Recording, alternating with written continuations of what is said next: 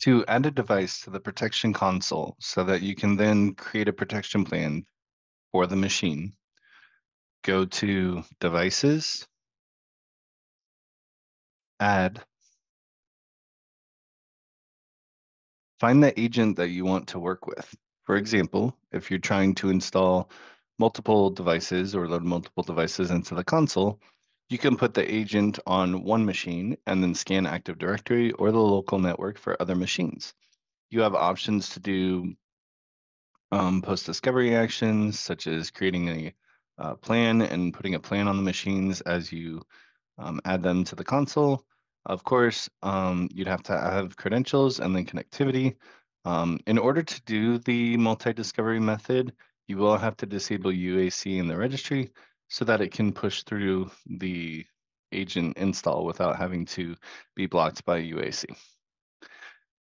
That's the more complex way to do it. The other way to do it is to download the agent. So you click this file here, it downloads a small little 16.8 megabyte, maybe it's 16.4 now, but we'll see in a second. But you download this file, and then once you download that file, you install it on your OS. So for Windows servers and workstations, you can use this Windows agent. For Mac and Linux, you would use those. Yeah, 16.6 megabytes on that file there. And then you would install the agent. At the end of the install, you'll get a option to register the machine.